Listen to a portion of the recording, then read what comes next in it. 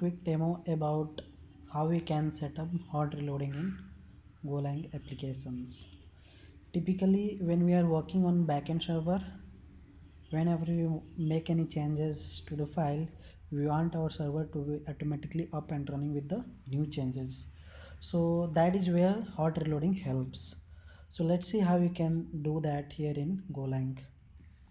So on the left side you can see the source code in VS Code editor, and on the right side you can see Insomnia, which is just like Postman, which is used for testing an API.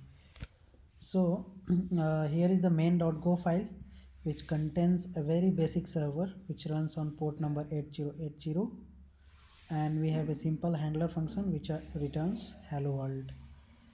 And here is the make file which contains three command: build, run, watch. So we will see watch in detail. So currently let's run our server using make run.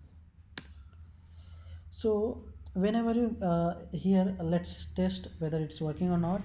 Here I have pasted this, and I can see the result here, hello world 1. Now make and changes hello world 2.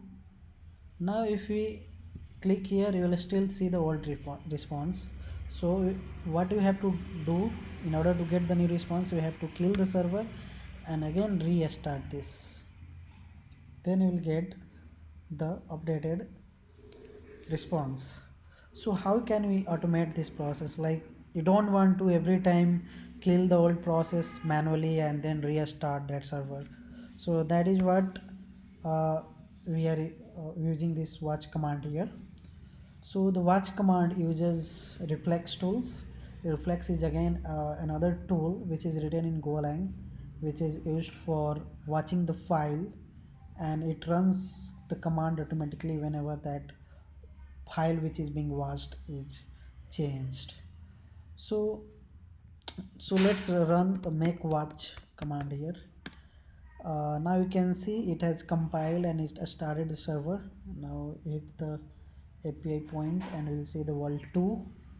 Now let's make and changes to the source file and save it, and you can see it's getting automatically compiled and run the server again with the new changes.